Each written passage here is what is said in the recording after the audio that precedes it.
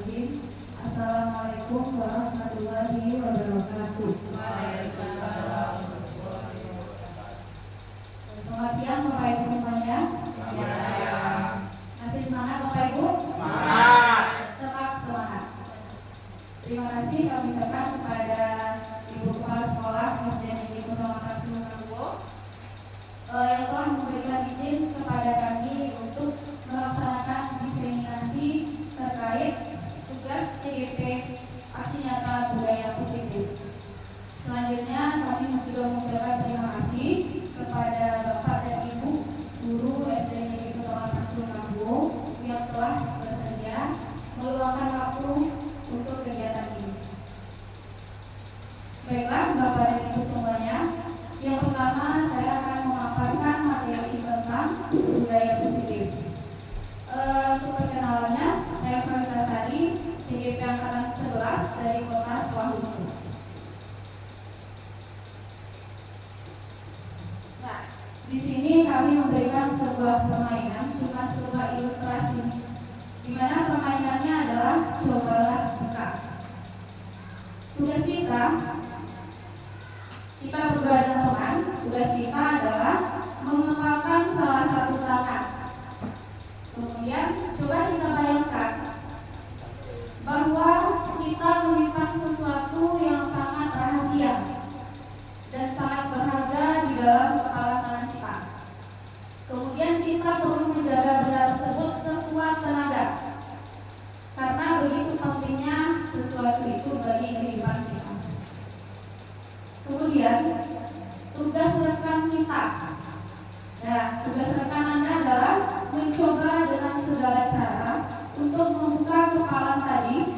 Teman kita mencoba membujuk, menghardik, kemudian mengintimidasi, memarahi, menggoda, bisa juga menggelitik, bahkan menawari Anda uang agar Anda bersedia membuka kepala tersebut. Nah, disinilah tugas kita, bagaimana cara kita menjaga rahasia tadi.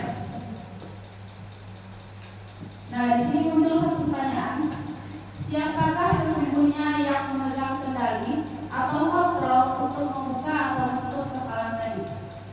Nah, sebagai jawabannya adalah kita sendiri yang memegang kontrol atas kepala tangan kita, apakah kita membuka atau tetap menutup kepala tersebut.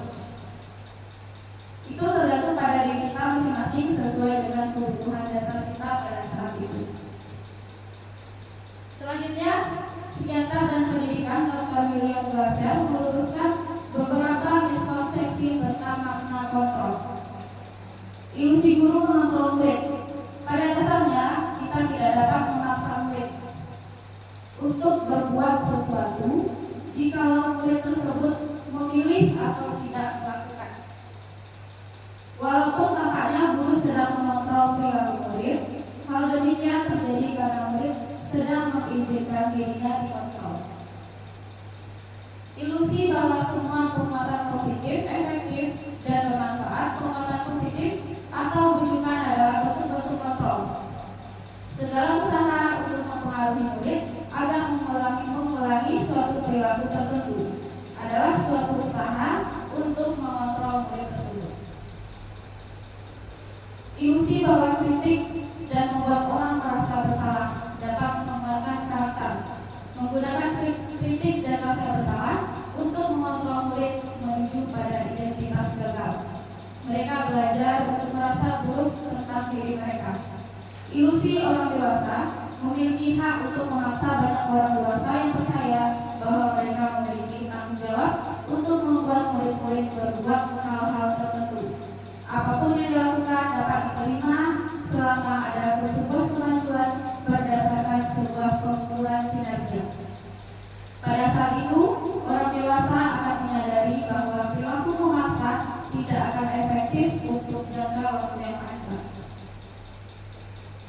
Nah, Bapak Ibu, di sini ada dasar pemikiran dari Ki Hajar Dewantara yang memaknai tujuan pendidikan, di mana menurut Ki Hajar Dewantara tujuan pendidikan yaitu menuntut segala kodrat yang ada pada anak agar mereka dapat mencapai keselamatan dan kebahagiaan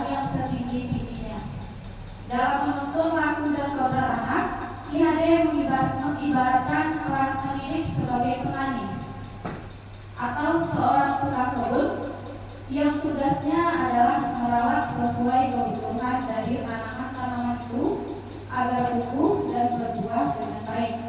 Tentu saja berbeda jenis tanaman, beda kelakuannya.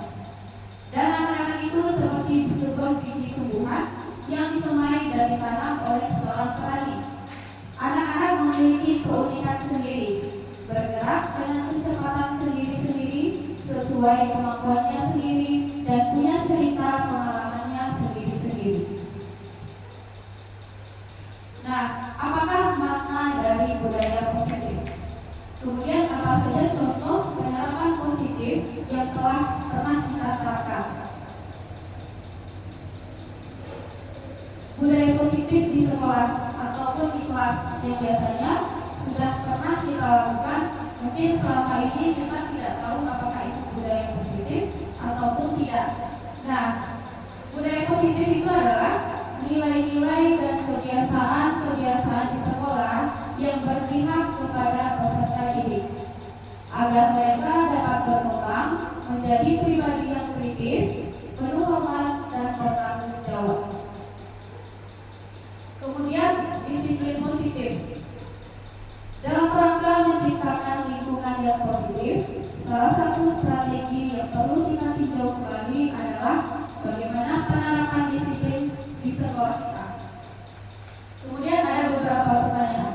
Yang pertama, apakah telah efektif? Apakah masih perlu ditinjau kembali? Yang kedua, apa sesungguhnya arti dari disiplin itu sendiri? Dan yang ketiga, apa kaitannya dengan nilai-nilai kebajikan? Nah, berawal dari kata disiplin. Kata disiplin ini sering kita kaitkan dengan tata tertib, suatu yang teratur, dan kepatuhan pada peraturan. Kata disiplin ini juga sering kita hubungkan dengan hukuman. Padahal itu sebuah sangat berbeda. Karena belajar tentang disiplin positif tidak harus dengan memberi hukuman. Justru itu adalah salah satu alternatif terakhir dan bila perlu tidak digunakan sama sekali. Di sini juga Ki Hajar Dewantara menyatakan bahwa untuk mencapai kemerdekaan atau dalam konteks pendidikan kita saat ini, untuk menciptakan murid yang merdeka, syarat utamanya adalah harus adanya disiplin yang kuat. Disiplin yang dimaksud adalah disiplin diri yang memiliki motivasi internal atau dari dalam diri. Jika kita tidak memiliki motivasi internal, maka kita memerlukan pihak lain untuk mendisiplinkan kita. Selanjutnya, Ki Hajar Dewantara mengartikan disiplin sebagai bentuk kontrol diri, yaitu belajar untuk kontrol diri agar dapat mencapai suatu tujuan yang mulia.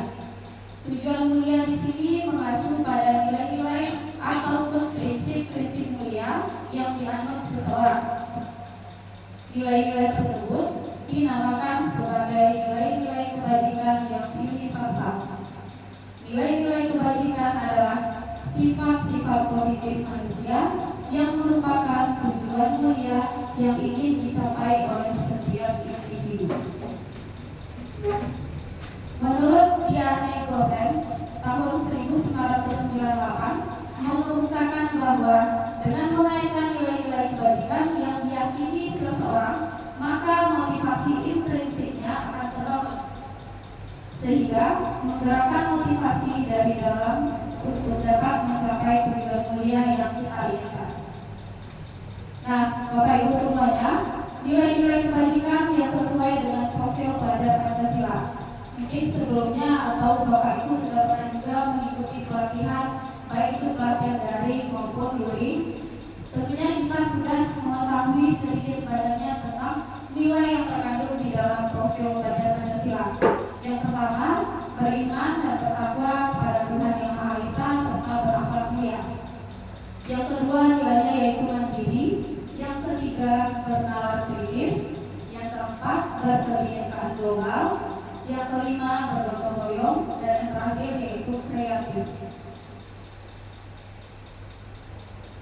Selanjutnya, masuk kita kepada teori motivasi perilaku manusia. Yang pertama, poinnya adalah untuk menghindari ketidaknyamanan atau hukuman. Ini adalah tingkat terendah dari motivasi perilaku manusia. Biasanya orang yang motivasi perilakunya untuk menghindari hukuman atau ketidaknyamanan akan bertanya, apa yang akan terjadi apabila saya tidak melakukannya. Nah, jadi dia menghindari hukuman dan menghindari ketidaknyamanan. Yang kedua, untuk mendapatkan imbalan atau penghargaan dari orang lain. Bisa jadi dia melakukan sesuatu itu hanya sebagai bentuk dia ingin memperoleh sesuatu imbalan atau mendapatkan suatu penghargaan dari atasan, dari rekan sejawat, ataupun dari pihak yang lainnya. Yang ketiga, untuk menjadi orang yang mereka inginkan dan menghargai diri sendiri dengan nilai-nilai yang mereka percaya. Orang dengan motivasi ini akan bertanya, akan menjadi orang yang seperti apabila saya melakukannya. Mereka melakukan sesuatu karena nilai-nilai yang mereka yakini dan hargai, serta mereka melakukannya karena mereka ingin menjadi orang yang melakukan nilai-nilai yang mereka yakini tersebut.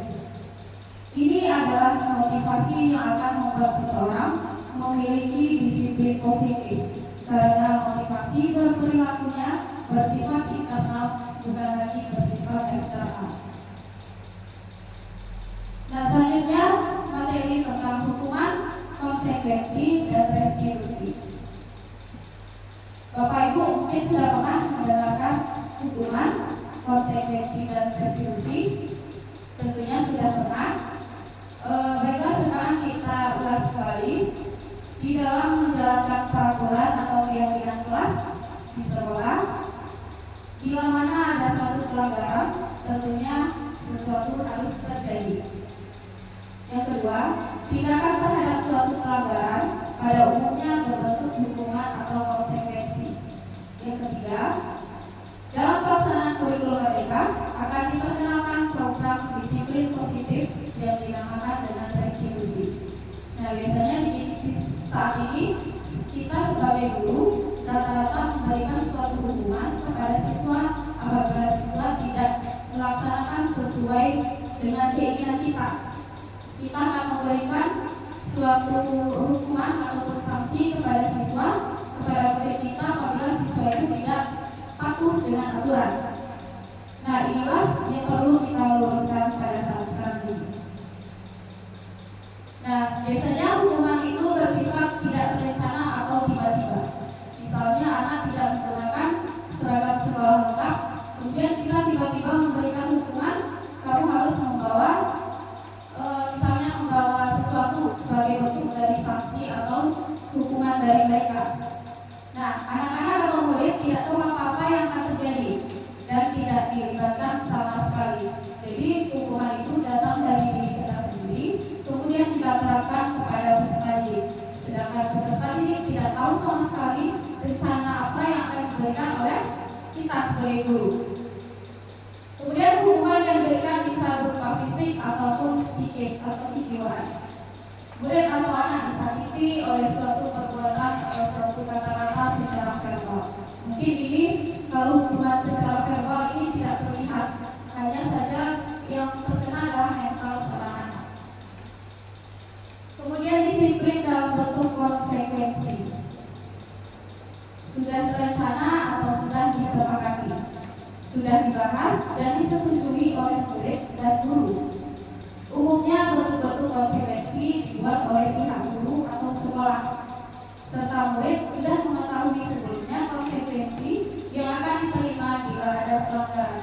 Jadi tindakannya di sini lebih baik daripada hukuman, karena konsekuensi di sini memberikan pilihan kepada siswa karena sudah dirancang bersama guru dan siswa, tidak hanya guru saja yang memberikan suatu peraturan. Kemudian bagaimana perbedaan antara hukuman dan konsekuensi? Bisa Bapak Ibu lihat di sini, kita lihat sama-sama. Yang tabel sebelah kiri itu adalah hukuman, yang sebelah kanan itu adalah konsekuensi. Perbedaannya adalah yang pertama, hukuman itu adalah sesuatu yang menyakitkan dan harus terjadi. sesuatu yang menyakitkan dan harus terjadi karena itu merupakan hukuman karena anak sudah melanggar. Kita berikan hukuman secara langsung dan tiba-tiba.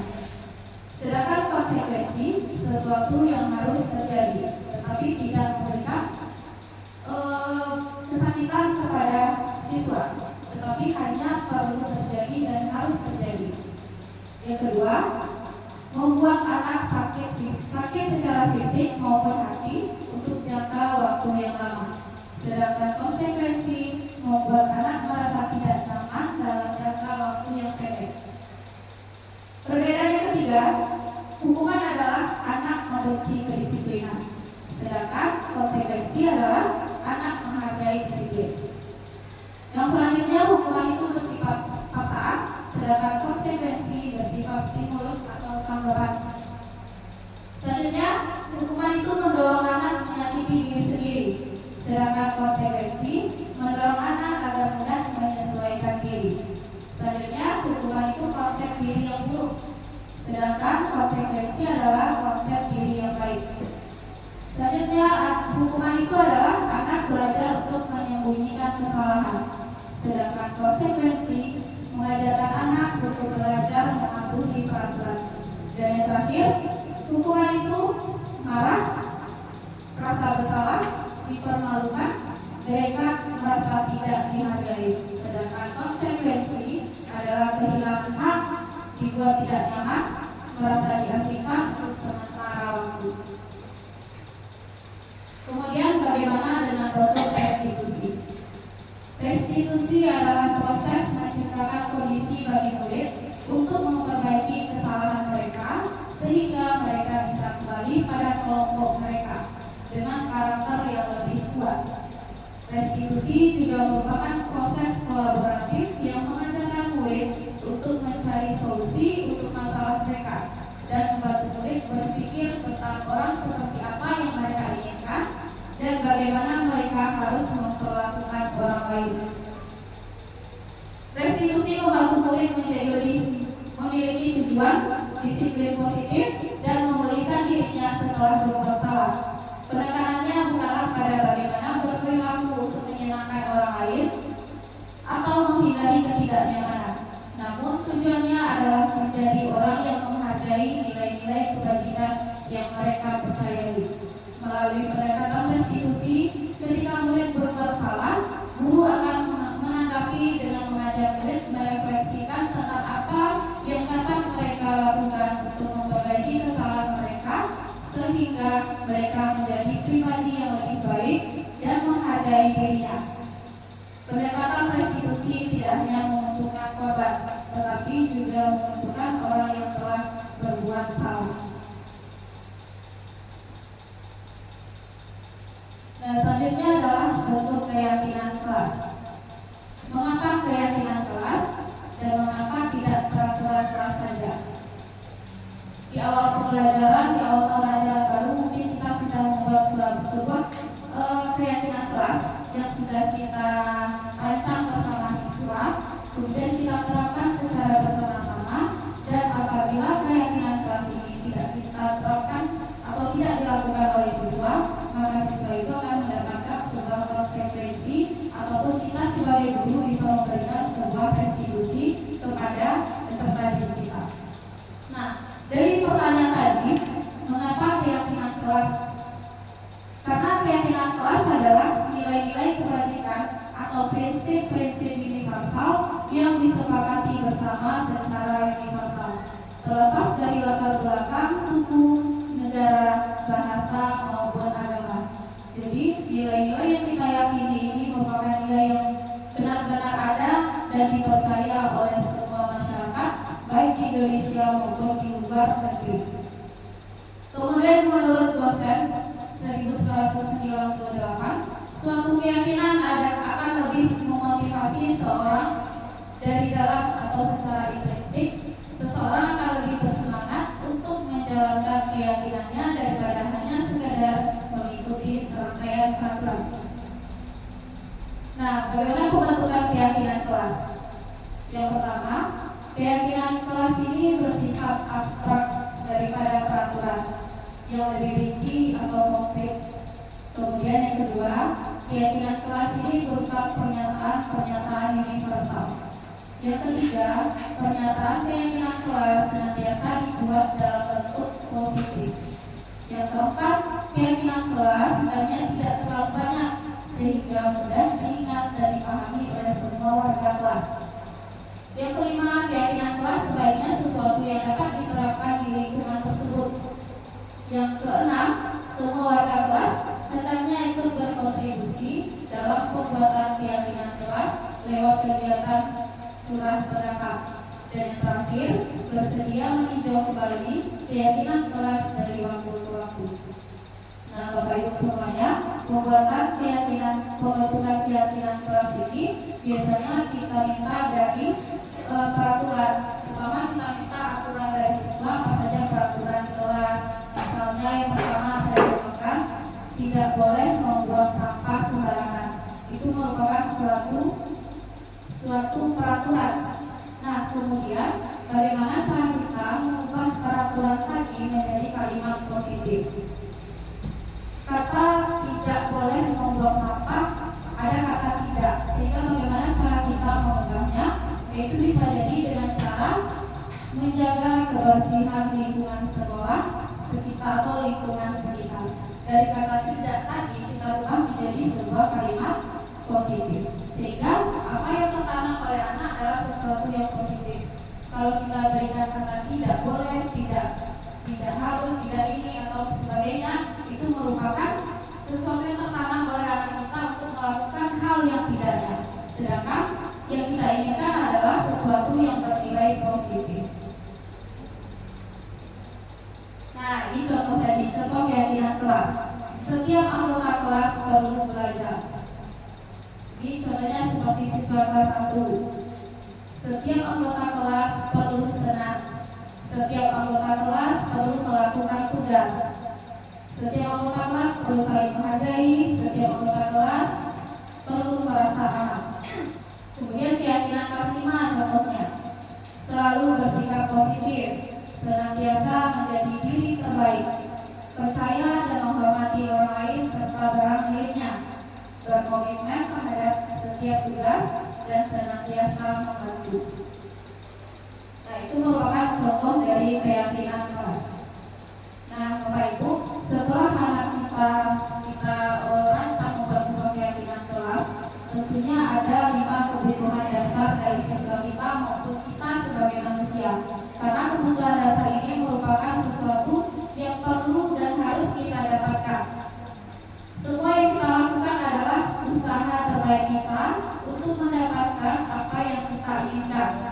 Ketika kita mendapatkan apa yang kita inginkan, sebetulnya saat itu kita sedang memenuhi satu atau lebih dari satu kebutuhan dasar kita. Nah, bisa dilihat dari diagram berikut, ada 5 kebutuhan dasar dari manusia. Yang pertama, penguasaan. Tentunya kita ingin memiliki suatu keinginan untuk menguasai sesuatu. Itu sesuatu yang naluri. Yang kedua, kita menginginkan kasih sayang dan rasa diterima di lingkungan rumah, di sekolah, ataupun di masyarakat. Tentunya kita menginginkan kita memiliki sayang, kemudian dan diterima oleh siapa saja dan di mana saja.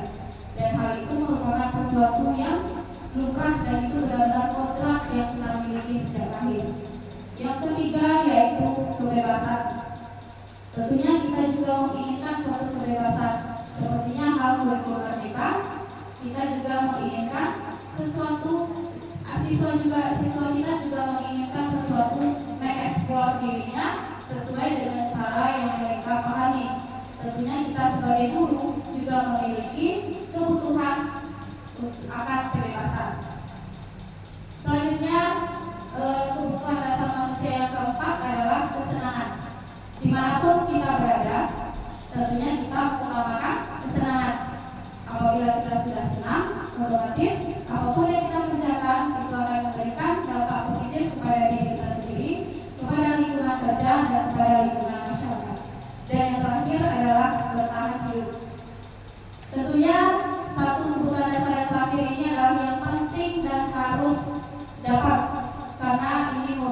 kebutuhan yang tidak boleh digantikan oleh apa saja, yaitu bertahan hidup dengan cara kita makan, dengan cara mendapatkan asupan gizi.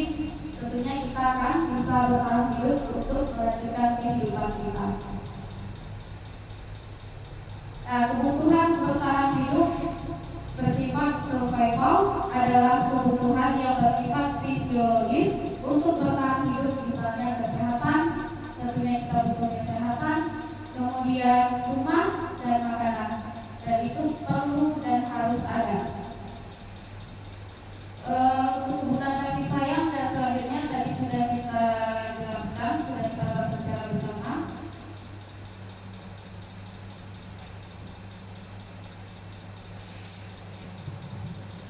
Bapak Ibu, terima kasih atas waktunya. Untuk pemaparan selanjutnya akan disampaikan oleh Bapak Devitrio. Kepada Bapak Devitrio, kami persilakan. Assalamualaikum warahmatullahi wabarakatuh.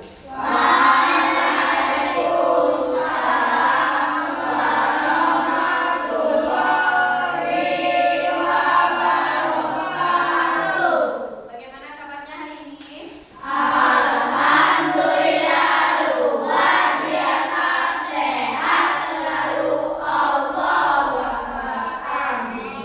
Ada yang tidak hadir? Siapa yang tidak hadir? Bagaimana kabar Kenzi? Ada yang tahu? Ada yang tahu? Nah, baiklah anak ibu, pada pagi hari ini kita akan menentukan keyakinan kelas. Ada yang pernah mendengar dengan keyakinan kelas? Belum? Belum pernah? Belum. Kita sudah pernah? Belum. Kalau peraturan pernah nggak? Peraturan? Pernah? Peraturan. Kalau keyakinan belum pernah.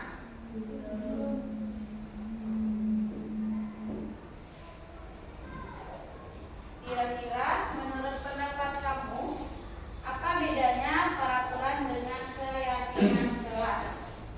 Ada yang berani? Apa bedanya peraturan dengan keyakinan kelas?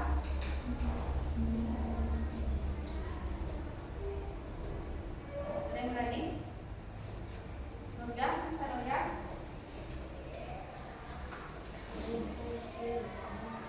Coba. Peraturan itu apa? Peraturan. Peraturan.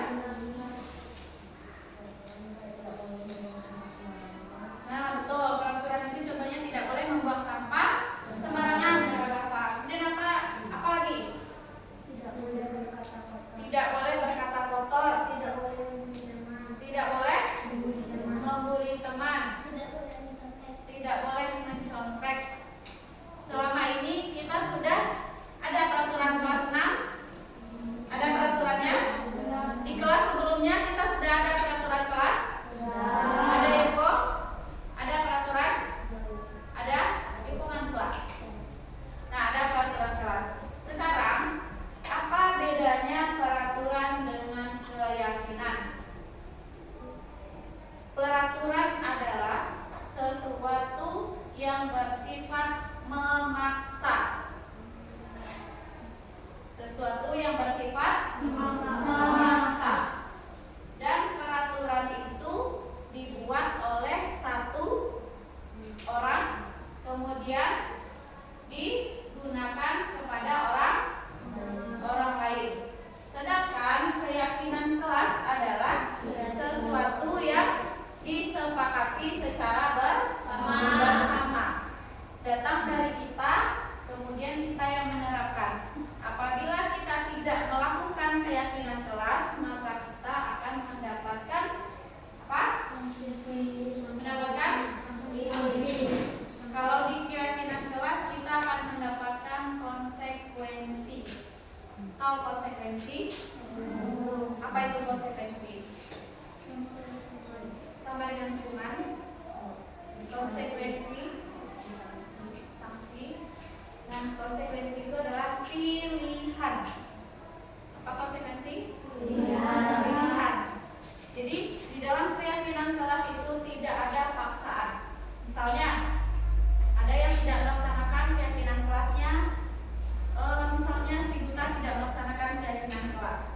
kemudian duta ini Ibu berikan konsekuensi. Misalnya Ibu berikan duta lari keliling lapangan sebanyak 10 kali. Apakah itu termasuk konsekuensi? Tidak. Yang termasuk konsekuensi adalah kalau Ibu kasih hukuman berlari 10 kali lapangan itu termasuk apa? Hukuman. Jadi kalau konsekuensi, Ibu akan bertanya kepada duta tidak melaksanakan keyakinan kelas, kemudian bagaimana solusinya. Nah, itu bedanya peraturan antara keyakinan kelas. Nah, sekarang anak-anak Ibu akan Ibu bagikan post-it atau sticky note namanya. Tuliskan di dalam sticky note ini peraturan kelas yang ada pada saat ini. Apa yang dituliskan? Peraturan kelas kita yang sudah ada pada saat ini. Nah, Ibu bagikan masing-masing satu orang. Kamu menuliskan peraturan itu satu peraturan kelas. Jangan sampai terbalik menulisnya, jangan sampai yang kayak lem itu yang ditulis.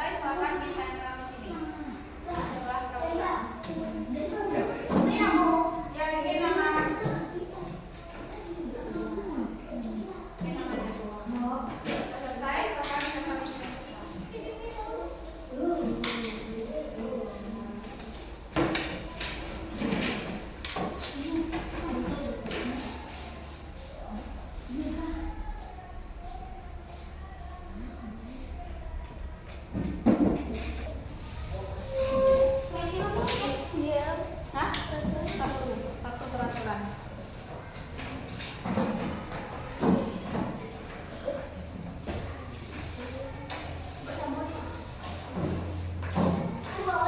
Boleh sambung ke kanan, boleh ke bawah,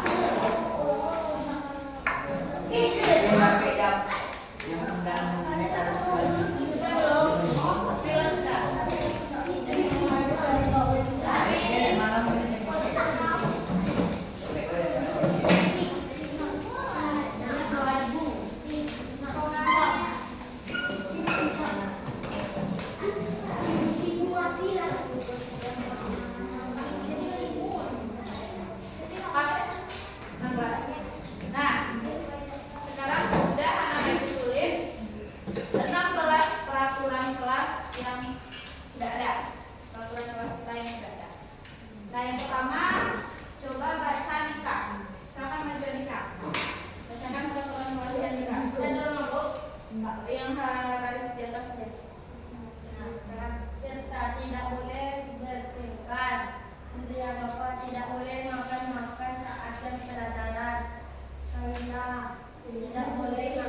dalam kelas.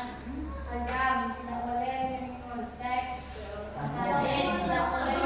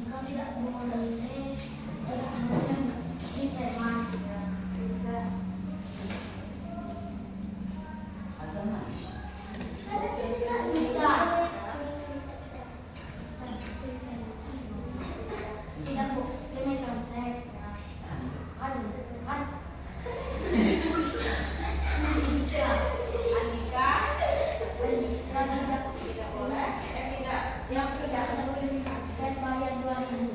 Oh iya tadi yang tidak tiket bayar 2.000. Nah sekarang kan anak ibu tadi membuat peraturan, itu peraturan yang sudah ada. Peraturan yang sudah ada kan. Nah sekarang bagaimana cara kita mengubah peraturan tadi menjadi kalimat positif? Positifnya apa Nah, ya? baik. Contohnya seperti ini. Contohnya, ada yang tahu? Coba Gafa. Coba Gafa. Tidak boleh makan-makan saat jam pelajaran. Contohnya menjaga kebersihan. Sudah mulai mengarah ke situ, sudah mulai betul Gafa ya. Nah jadi dari peraturan tadi kan di sini kalimatnya tidak boleh bertengkar, tidak boleh makan-makan saat jam pelajaran, tidak boleh membuli teman, tidak boleh mengganggu teman, tidak boleh bertengkar, tidak boleh mencontek. Jadi awal kalimatnya tadi adalah kata tidak boleh. Nah sekarang bagaimana cara kita mengubah kata tidak boleh tadi menjadi suatu kalimat positif? Ibu contohkan yang pertama, tidak boleh bertengkar yang dibikin oleh si Tirta. Nah Tirta membuat peraturan kelasnya yaitu tidak boleh bertengkar. Bagaimana cara kita mengubah kalimat positif? Yaitu harus hidup rukun bersama teman sekelas di sekolah. Nah sehingga kita menghilangkan kalimat tidak tadi. Tidak boleh ini, tidak boleh ini. Nah sekarang kita mengubahnya bagaimana? Kalimat tersebut menjadi kalimat positif. Yang tadi contohnya tidak boleh bertengkar. Berarti kalimat positifnya harus hidup rukun dengan teman di sekolah atau di kelas. Boleh seperti itu. Nah, masih ingat kan peraturan yang mana ibu buat tadi? Masing-masing masih ingat? Atau ibu bacakan lagi? Masih ingat? Nah, silakan diubah menjadi kalimat positif. Nanti urutannya seperti ini. Tirta, Agafa, Kayla berurutan seperti ini ya menuliskannya. Iya, di sebelah di bawah keyakinan nanti ditulis. Nah, silakan ditulis. Mengubah menjadi kalimat positif. Peraturan yang awal tadi, nah itu yang diubah dan kalimat baru ditulis.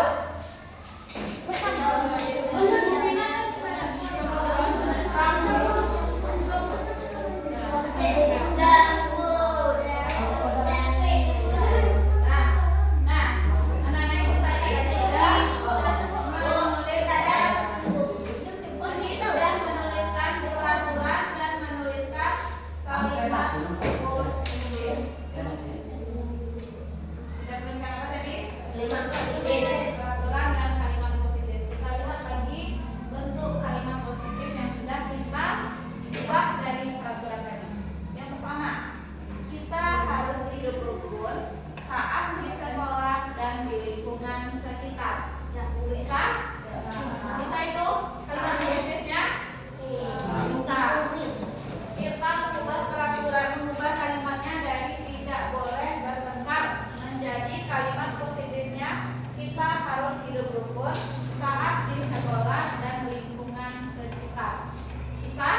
Apakah itu bisa kalimat positif? Bisa.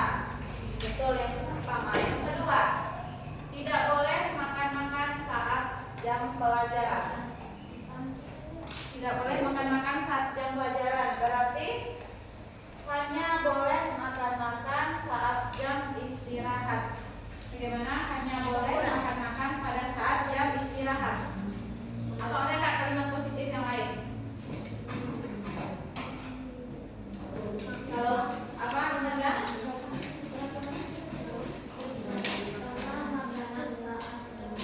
Nah, itu lebih betul, lebih tepat. Makanlah makananmu pada jam istirahat. Makanlah makananmu pada jam istirahat. Yang makan-makan tadi ada sama nak? Yang Kayla juga, Kayla kalimat positifnya makan-makan harus di jam istirahat. Makan-makan harus di jam istirahat. Berarti hampir sama dengan gambar tadi, ubah menjadi makanlah makananmu pada saat jam istirahat. Mana yang lebih bagus kalimatnya, makanlah makananmu pada jam istirahat atau makan-makan harus di jam istirahat? Nah, yang kalimat satu atau kalimat kedua? Makanlah makananmu pada saat jam istirahat. Karena kalau masih ada kata harus, berarti itu merupakan peraturan. Itu bedanya. Kemudian yang selanjutnya, tidak boleh mencontek. Apa kira-kira kalimat positif? Kerjakan tugas yang diberikan ibu guru. Ya, kerjakan tugas yang diberikan. Enggak ada begitu. Jadi buat apa? Tadi ada juga yang mencontek. Siapa tadi itu? Si Kevin. Yang Kevin mana Kevin? Ngeluangnya bawa. Kerjakan tugas yang disuruh ibu. Mana lagi? Nah, tadi peraturannya tidak boleh mencontek. Kalau ibu kencang, tidak boleh mencontek, berarti kita harus bagaimana mengerjakan tugasnya? Kerjakan tugasmu secara mandiri. Nah, kerjakan tugasmu secara mandiri. Kemudian tidak boleh merusak fasilitas kelas. Apa kalimat positifnya, Mela?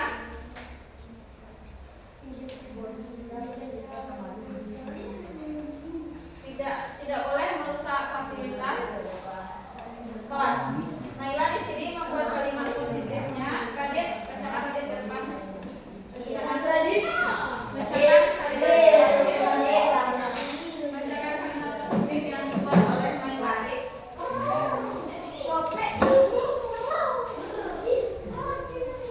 Yang dibuat Naila, bacakan. Harus menjaga fasilitas kelas dan tidak mengganggu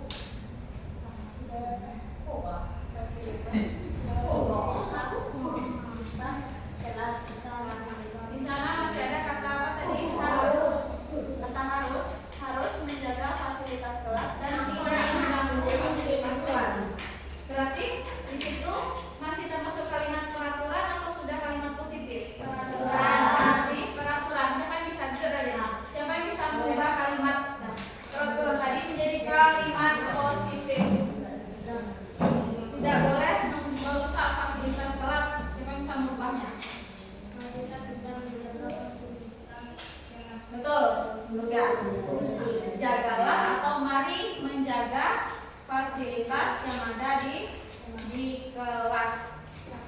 Jagalah fasilitas kita yang ada di kelas, itu kalimat positif. Kemudian yang tidak tiket bayar 2.000. Yang ini tadi. Kalimat positifnya menjaga kebersihan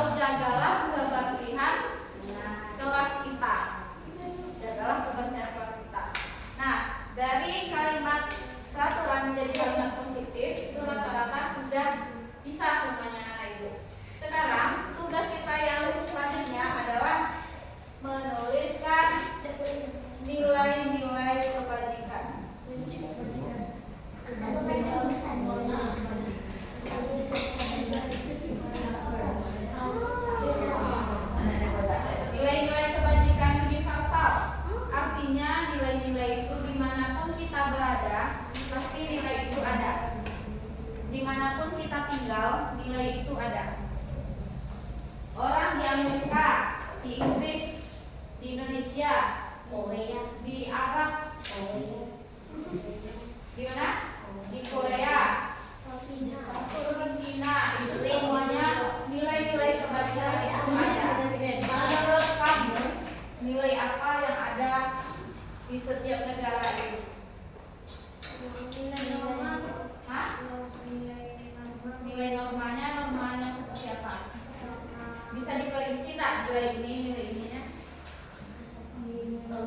Sopan dulu. Betul, Iko. Nilai yang pertama nilai kesopanan. Dimanapun, di Indonesia, di Korea, di Arab Saudi itu pasti ada nilai kesopanan, tidak cuma di Indonesia. Yang kedua apa lagi nilainya?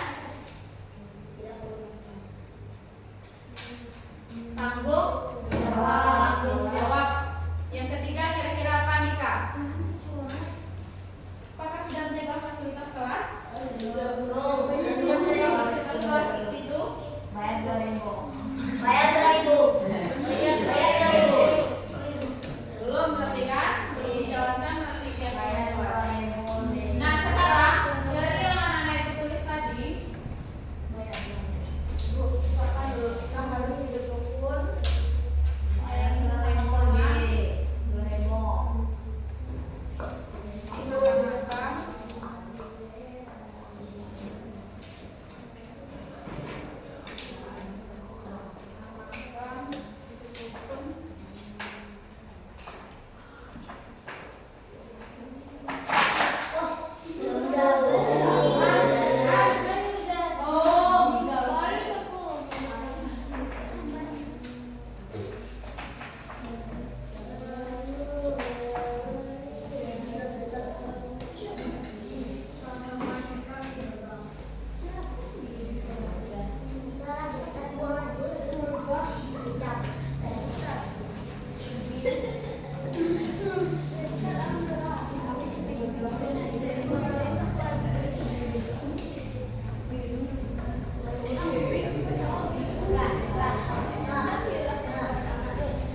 Malam petang ini boleh. Banyak. Halo.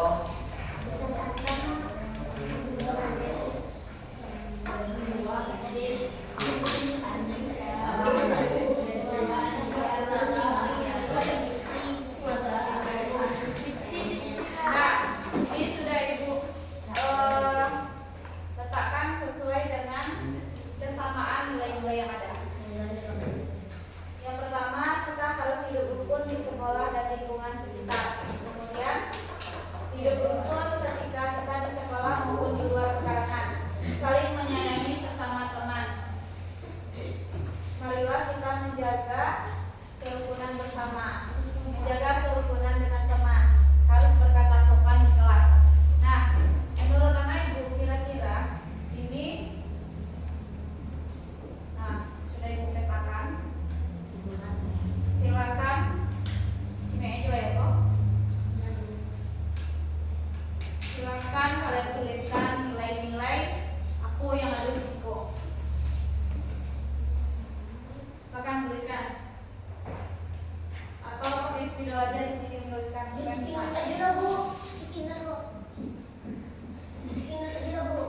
Nah sini Itu Ibu. boleh siapa yang punya kawan, Bu? Boleh? Boleh Bu, di sini yang ada nilainya adalah nilai ini. Itu kan Ibu katakan nanti 1, 2, 3, 4 ada 5. Ya ada 5, berarti kan ini sudah Ibu petakan kan? Jadi ada 5 nilai. Bella ingin memberikan nilai yang mana? Hah? Itu kan Ibu petakan, berarti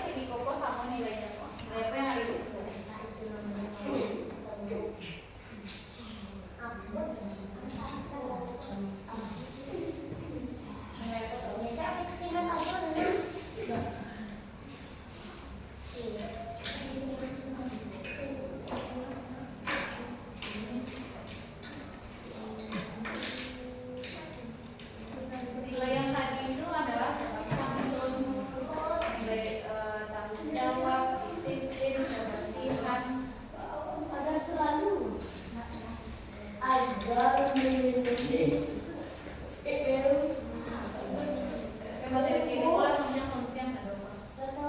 Nanti besok ada mau di tempat ibu kan? Kalau materi itu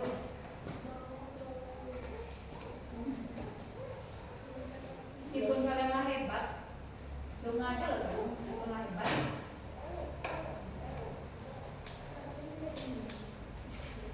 Nggak usah kok yang mulai ini ternyata ada satu.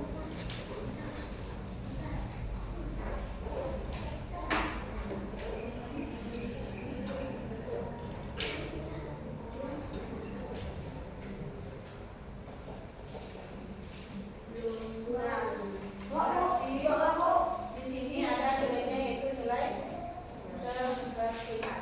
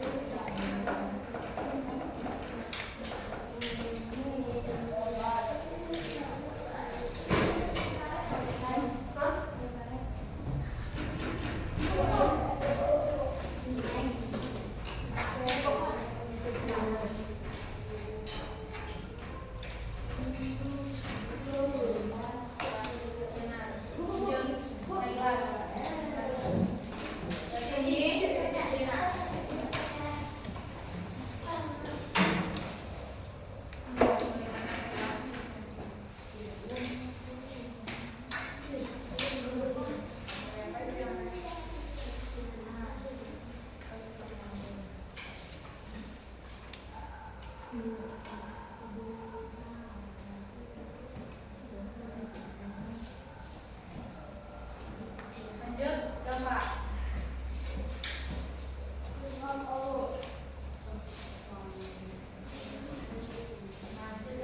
Yang mana tadi yang dipasang doang? Ini nilainya kayak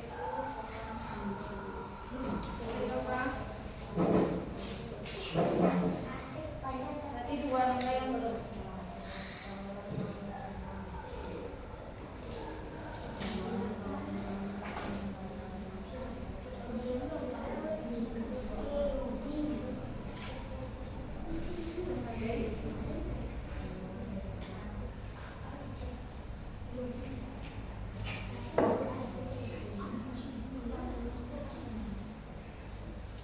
Yang terakhir siapa yang bisa? Yang terakhir yang teknik cahaya. Dari situ kalimat positifnya kerjakan tugas yang disuruh guru. Ya tidak boleh mencontek tadi peraturannya. Apa kalimat apa nilai? Nah, ini ya. Satu lagi, ini saya. Kalian bisa nilai apa yang ada pada kegiatan mengerjakan tugas secara mandiri? Yang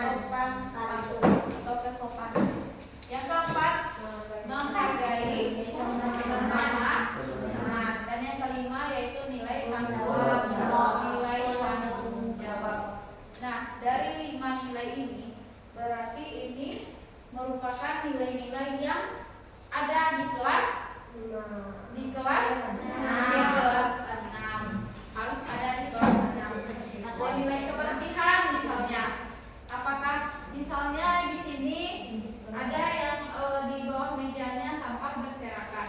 Apakah sudah menjalankan nilai-nilai itu bersifatnya?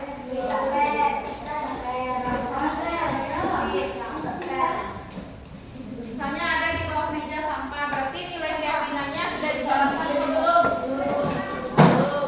Belum dijalankan.